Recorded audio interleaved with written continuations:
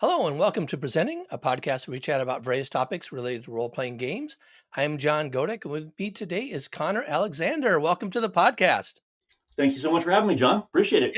Yeah, I actually contacted you like right when the Kickstarter was out via Yeah. your info, but I think you were so busy that you probably never even saw the email. So, Yeah, things were a little nuts back then. Things yeah, were a little nuts last March. It was a little insane. yeah. So I'm very I'm thankful sorry if to I didn't get back Nicole to you. for connecting us. So I think that's awesome. Yeah, yeah. So Connor is a longtime tabletop RPG player who went on to managing game stores, working in games distribution, and eventually designing and publishing his own game, Coyote and Crow, which is a new sci-fi RPG set in the uncolonized future. And the first thing I got to say is this journey you went through is like every nerd's dream. So you got to tell us, how did you pull this off when so many of us aren't able to do half of that? Yeah. It's a mystery formula. It's a weird feeling to say. I've never played the lottery, and then the first time I played the lottery, I hit the jackpot. Mhm. I But I think there's uh, I think to say that is a little unfair to myself because I do think that there's more than just luck. There was Yeah. obviously a formula here, and I think dissecting that formula over the last year has been a big part of what my day-to-day job is right now, is finding out exactly why my audience responded the way they did.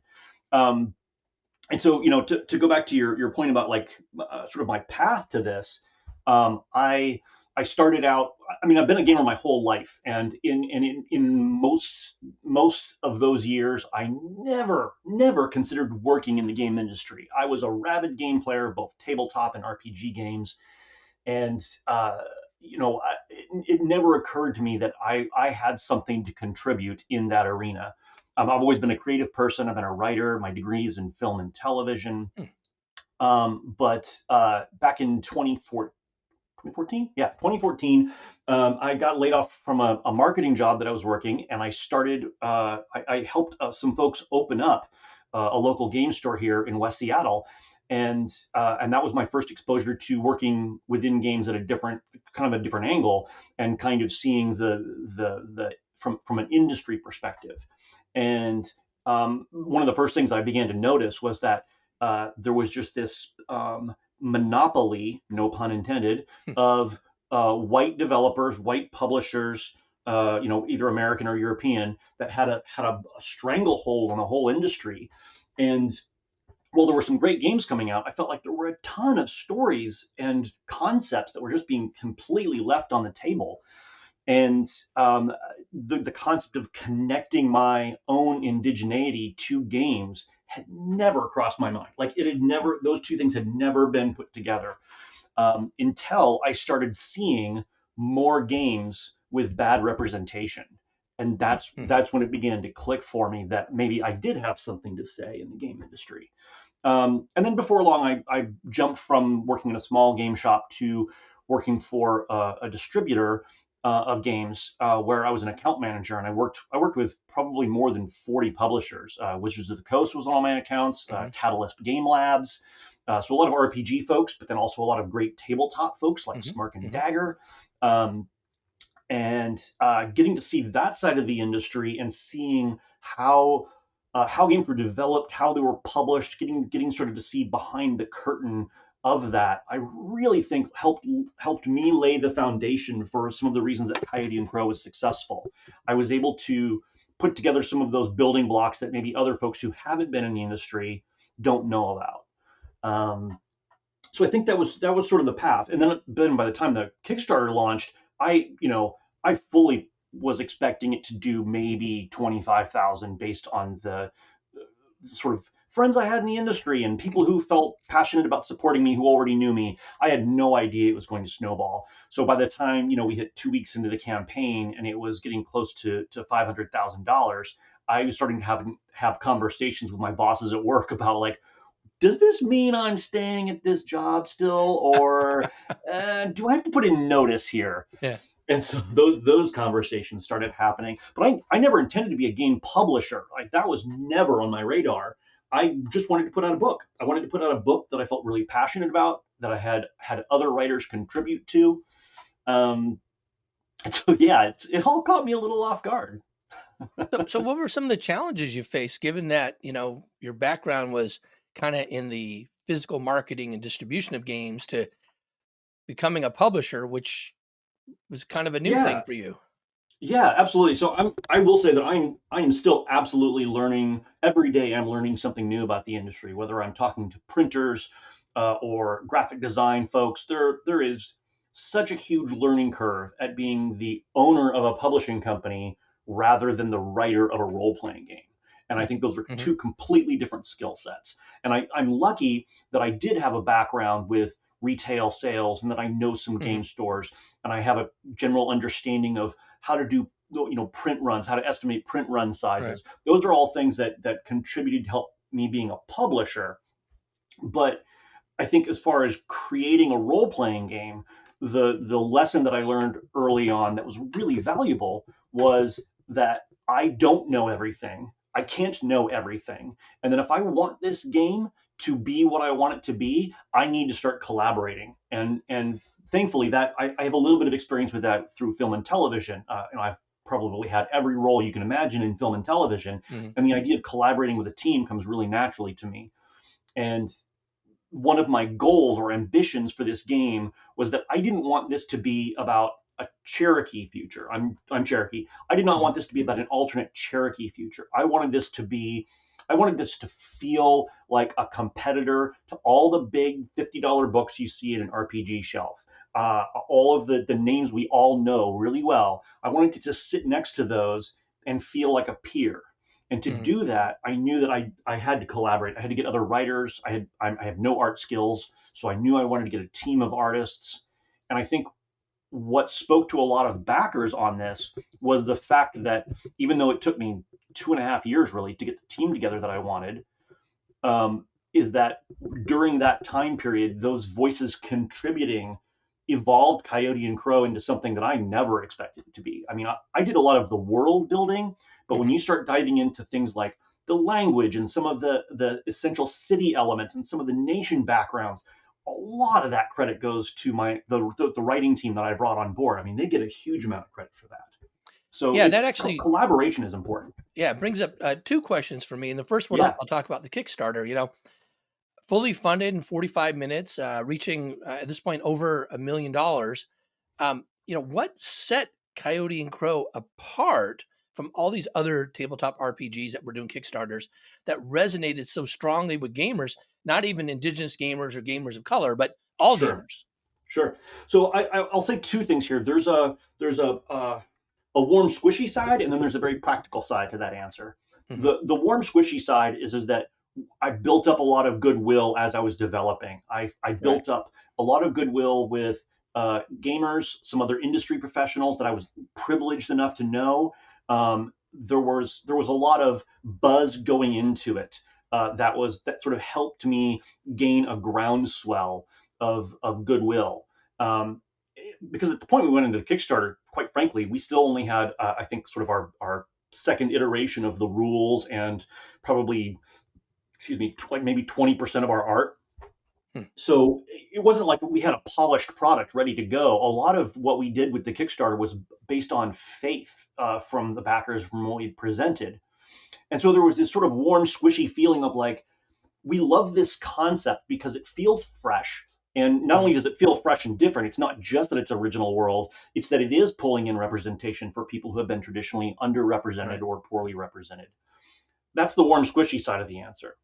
The second side of that equation, though, is that, and this is, there's a huge amount of privilege I have. I'm a white passing native who came from the board game industry and the chain of privilege that goes along with that led to me to a point where I had a comfortable salaried day job that allowed me to, when that Kickstarter launched, gamble on marketing. And the marketing that BackerKit did and the money that I put into a front load of money that I put into the marketing Hmm. really helped. I'll just be very forthright with you here and say that originally I had $500 budgeted for all of my marketing for Coyote and Crow. This was all like my personal money that I had. Yeah. I was not a business at this point. I had $500, and the people at BackerKit told me, they said, that's cute. It was almost like a pat on the head, like that's so cute. That's really adorable, right? Yeah. Um, and and I had said, okay, well let's do $100 on the first day and kind of see how it goes. And I want to hold off until we've seen how many backers we're going to get on that first day Yeah. before we even launch that. Yeah. By about the fourth day, I was spending more than $400 a day on advertising through BackerKit, and I, again, that's from a place of privilege. But if Right. you're talking, if this message is going out to other RPG folks who want to go to Kickstarter or other crowdfunding platforms, I cannot emphasize enough how valuable that marketing was. You think you have a reach, you do not know reach until you've put money into that social media reach, that those Hmm. marketing campaigns.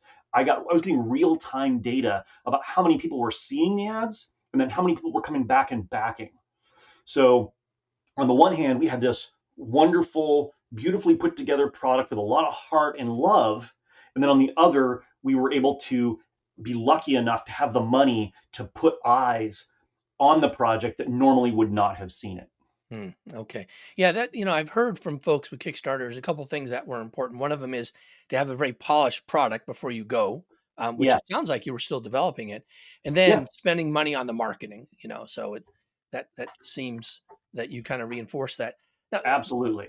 the other question that you mentioned your team, and Coyote and Crow has been crafted by indigenous authors and artists. And Yeah, can you talk about the process of building your team and how challenging was it to forge an all indigenous team for Coyote and Crow? yeah. I am not trying to be hyperbolic when I say this. It was the most difficult thing I have ever done in my life. Hmm. It brought me to tears multiple times, tears of frustration, tears of anxiety.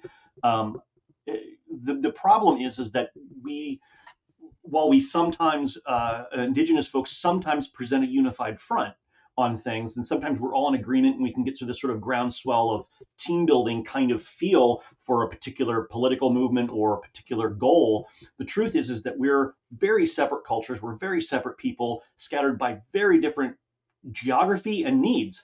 And the reality is that within something specific like the game industry, there aren't enough people who are indigenous who have things in common that we're connecting. It's not like there was a indigenous board gamers coffee circle that we all had. We could all get together and talk. Right, right. So the struggle to find folks who were competent within the game industry or had the skill set within the game industry that I needed, but then also had the time and availability. I mean, there were some folks that I spoke to who were like very enthusiastic about the product, but they had a full-time day job in the game industry and could not contribute. Hmm. Or a great example is there's a couple of artists who were absolutely amazing artists, and they either were too busy to contribute because they were locked into contract with folks like Marvel Comics, or Hmm. they can contribute one or two pieces. And I want to call out Jeffrey Verrega as a case of that there. Originally, Jeffrey was going to be on board for a number of other pieces in our book. He's a great artist who's done work for Marvel Comics and has had stuff in museums. He's a fantastic artist. And in the end, he really could only contribute one piece. And he was so apologetic about that. But then on the other end of the scale, you have these folks who are absolutely passionate indigenous folks who have never been paid for their work and their life. They've never done a bit of writing or art for a game ever.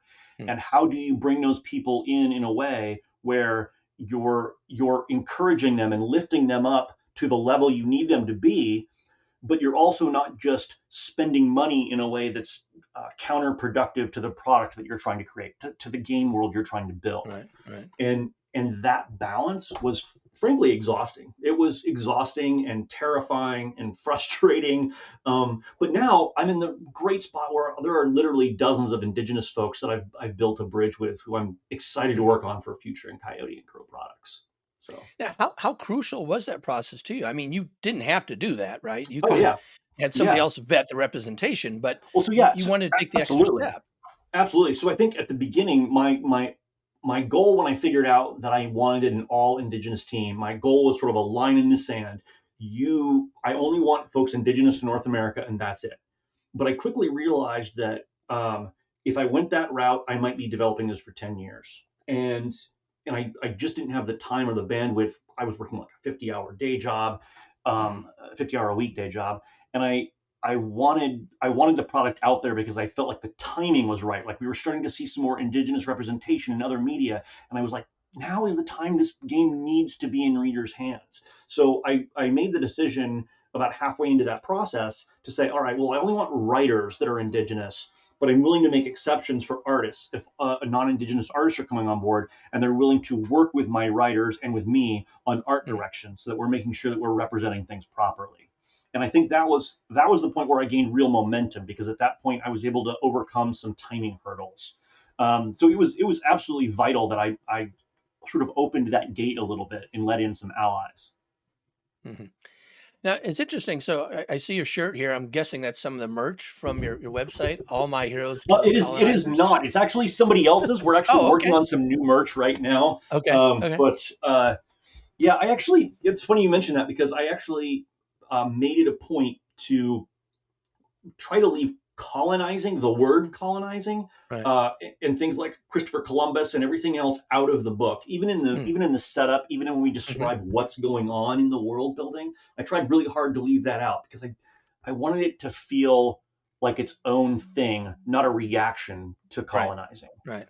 So Well, and actually to that point, you could have made a game that was all just about the uncolonized present, but you kind yeah, of took that a step further and said, "We're not going to do that. We're going to show what the future looks like." yeah. You know, what were some of the opportunities that provided for you, given that whole artistic license to go into the future Yeah, with it? yeah, that's a great question. So I think the first core piece of that, I think, is mindset, and specifically Yeah. it's the mindset of the players.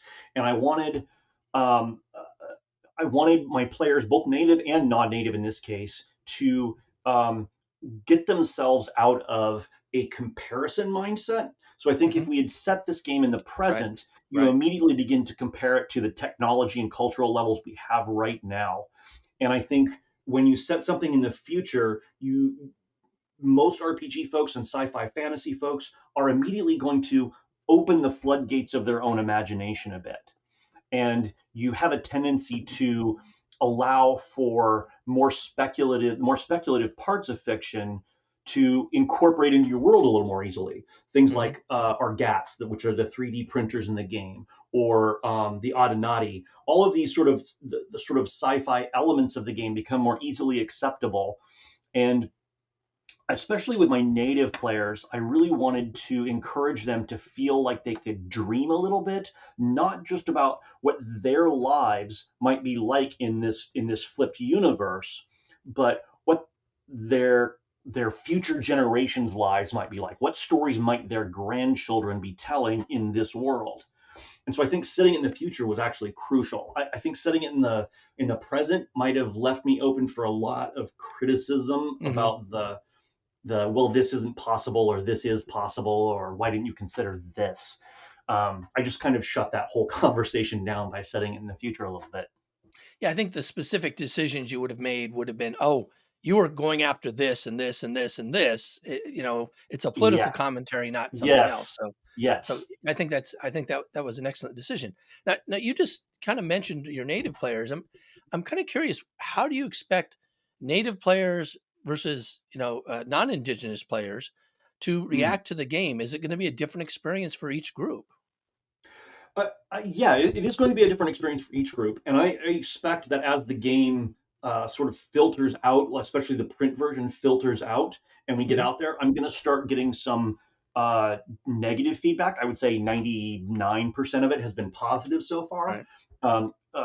from both native folks and gamers at large. It's been positive, but I will say that I'm probably going to get some feedback because there is, by necessity of the page limitation of a book, Yeah. we do present sort of the world in this book as sort of pan-indigenous.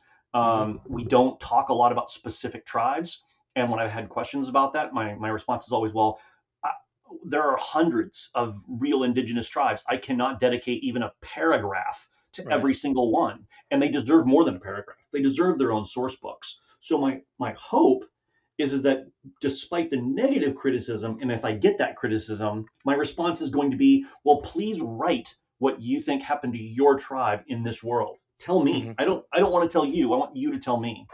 And I hope I've left that conversational door open for the critics, because I don't want Coyote and Crow to be a beginning and an end. I just Right. want it to be a beginning, and Hmm. let the conversation go from there. But for non-indigenous folks, how do you think their experience will be? I mean, is it like, oh, now I'm playing like I'm an indigenous person, or is it, Yeah, yeah. you know, So I think one of the first things we got from non-native folks was a lot of support, but concern that they were going to be accidentally appropriative or right, insensitive, and I totally get that impression. But I think there's very much a different experience when someone from a culture hands you something as a gift and says, "Here, please take this." right, The person on the other end is not taking it; they're being given something. And hmm, so, what I hope is that we've given people the tools within the book to play comfortably.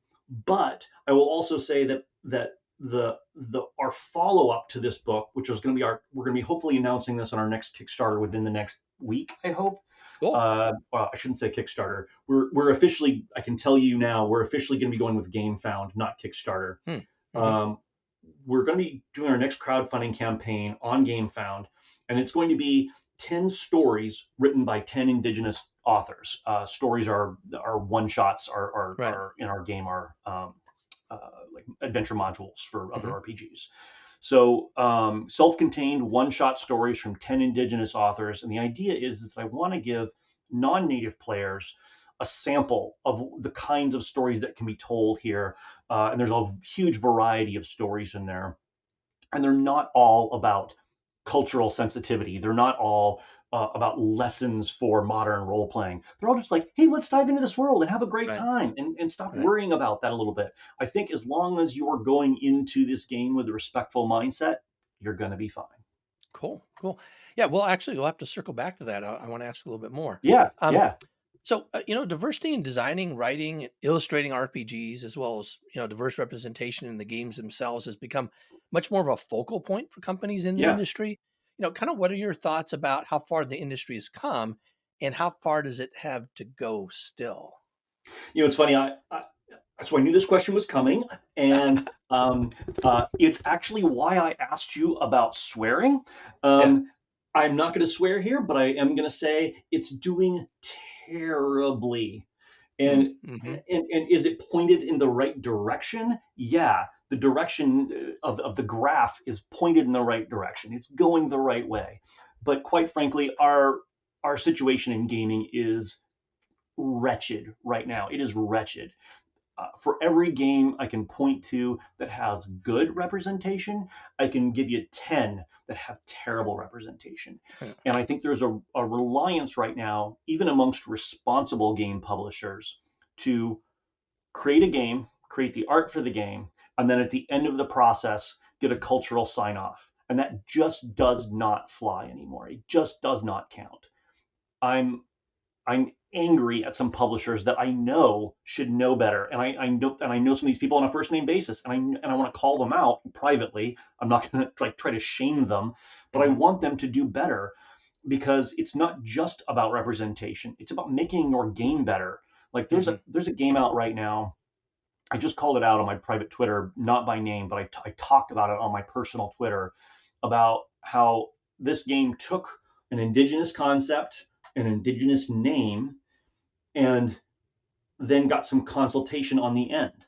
And it Yeah. doesn't matter whether that game is appropriate or not. It doesn't matter if they got it right or not. What matters is that that game might have been better if it had had an indigenous creative designing it in the first place. But we'll never know that now. And that Hmm. name and that concept, we can't do it now. Indigenous designers can't do it because we're either going to be legally stepping on the toes of that Right. game, or we're going to be getting called out comparatively for the game, even if we came up with an alternate name. So that whole door is just shut for us now. Mm, And it's a mm, missed opportunity for that publisher because they could have had a better game. So I'm frustrated with with the current situation in the industry. There are some folks out there that are doing amazing work right now. The folks that are doing the Motherlands The folks are doing, which is an RPG that just finished on Kickstarter, Zhongxi, Blood in the Banquet Hall by Mm. Banana Chan and Sang Fu Lim. Those are, I think, classic examples of how it should be done. Um, so I'm excited for those folks, but I'm just really frustrated right now that the industry continues to not put the work in, not even the bare minimum of work. I mean, I guess the bare minimum is having consultants on, but I don't even see that as the bare minimum anymore. I see Mm. that as covering your ass. I see that Right. as I've created a game and I'm going to get in trouble for it if I don't get somebody to rubber stamp it. And that's my assumption when I see consultants, at the end of the game. So So what should the industry be doing then? I mean, what's going to take to hmm, make this change? It's a major issue. Everybody acknowledges it is a major issue, but there's so much yeah. momentum not going in that way. What's it going to take to shift things? Yeah, so I think so. There's a great example. I have the situation that resolved itself perfectly. So there was a designer that I was associated with, or I hadn't worked with them directly in a professional capacity, but we were acquaintances through my previous job, and we had spoken a couple of times about working together on something. And he eventually approached me and said, "Hey, look, another designer and I were working on an idea, and it kind of developed into something that." Was very obviously for it would accommodate an indigenous theme perfectly, but Hmm. we didn't feel um, like we were the ones to tell that story because these two designers were not indigenous, and that right there was the first start of the conversation. They recognized that they were not the ones to tell that story, so they Hmm. came to somebody else, me, and I said, "Look, I'm not the one to do this either, but let me work with putting you in touch with somebody who is the right person to tell that story." And now we're in a situation where I'm playing matchmaker, which is great. I Mm. love playing matchmaker with somebody Yeah. who is smart and creative and has a good idea, and somebody who has the cultural knowledge. And I'm going to put them together in a room, and they're going to design that game together. I think that's the kind of work that a lot of publishers don't want to do right now.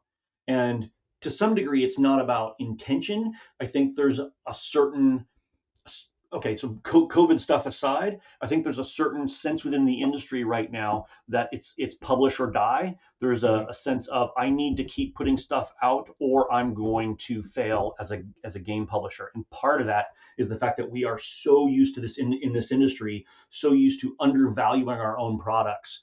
Right. We charge so little in this industry for our games that we risk bankrupting ourselves as publishers on a continual basis. So the rightly so, these publishers are always chasing their next paycheck. And sometimes that means for them, they believe that means that they have to sacrifice the representation. Mm. Um, Mm. so I think those conversations that like I had with this designer need to be happening earlier on. They need to be thought of as, am I the person to tell this game? And if not, is there a way for me to still do this game in a way that I taking out that culture? I think this particular game that I mentioned on my Twitter that didn't do it right with the cultural representation or the consultation. I think Hmm. they could have done this game with a different name and a different theme and been fine. Right. So the Right. question is, why did they feel like they needed to strap on something culturally relevant that they weren't qualified to speak to? Hmm. Hmm. Yeah, that I think that it's an interesting question. It just kind of goes back to people's views of certain stereotypes as, oh, that really fits this theme, so I have to put it in there Yeah, because that's the yeah, stereotype. yeah, Well, that's a huge part of the problem, right?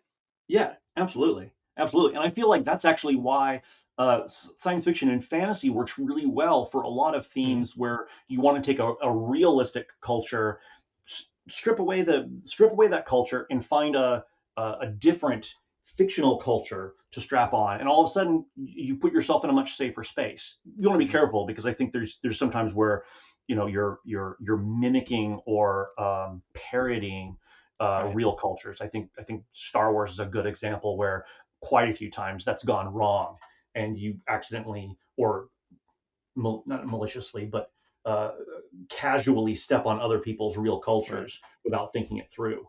Right. But I do think that rather than creating, another war of independence where you've got indigenous people represented in the game, but you've got no indigenous representation within the game development. Instead of doing that again, make a war game that is on another planet with just totally alien species that have nothing to do with indigenous folks. You can still have the Right. same power dynamics, the same interactions. You fictionalize it in a safe way. You know? Well, that makes it a more challenging story to tell, right? Because then you have to come up with some interesting reason why Yes, this is happening rather than rely on absolutely, all the old tropes. So, absolutely, absolutely. Got to put a little work in. yeah. So, Connor, what's next for you and Coyote and Crow? What are the cool things you're working on? You mentioned this Oh my game gosh. found Okay. thing. You want to talk a little bit more about that and other things you Yeah. have going? Yeah, so the next thing that's immediately on the horizon is our next crowdfunding campaign, which like I said is the 10 stories from 10 indigenous authors, and we've partnered them up with 10 different artists as well. So I'm really Oh, excited cool. about that. It's going to be a bundle, and it's going to be we're not well, we might go to print, but that will be part of the crowdfunding campaign. We want to get Right. these out into Right. people's hands as quickly as possible. So these will be PDF only for this campaign.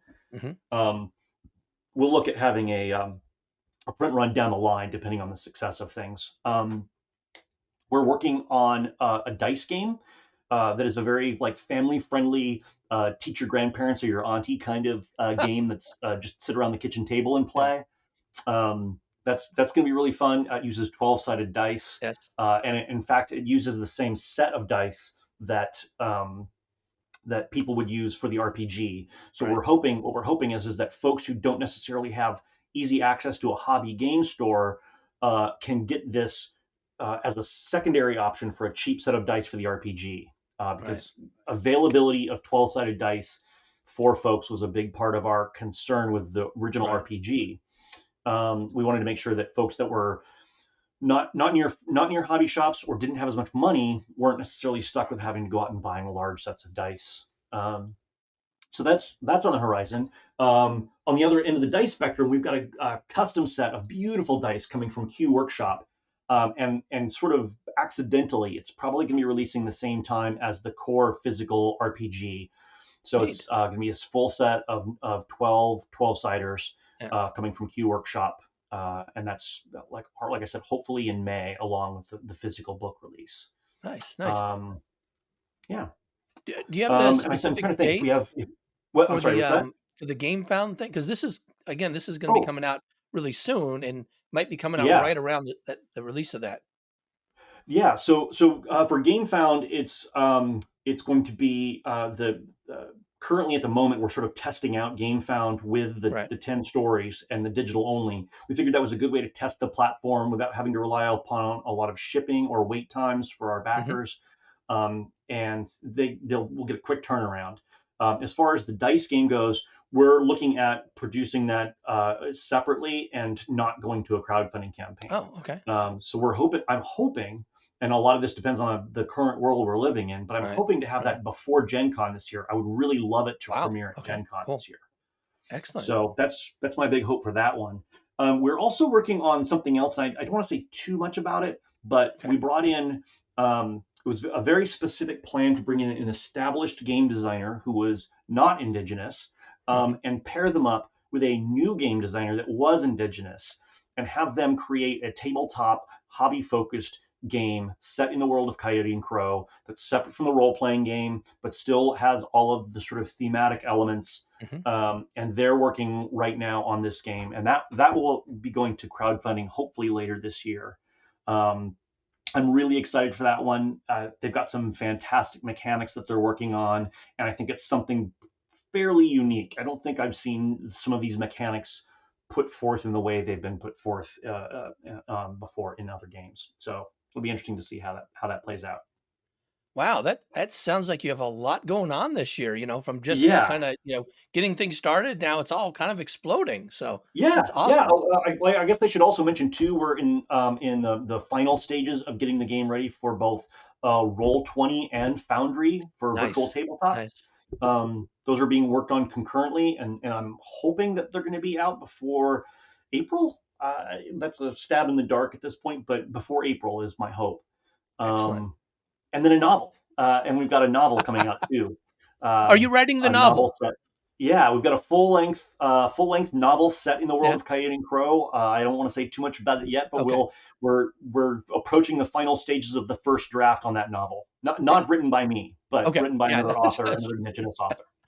That's awesome. Wow. Yeah. No, that sounds like you really got your plate full. I appreciate taking the time here to be on the Yeah. podcast today. This has been great. Oh, good. Yeah, I think it went a little a little overtime, but No, no, thanks for letting me ramble. this is perfect. So thanks again for joining us, and good luck with all these endeavors this year. It's wonderful seeing everything that you're doing. Thank you so much. I really appreciate it. Thanks for having me on.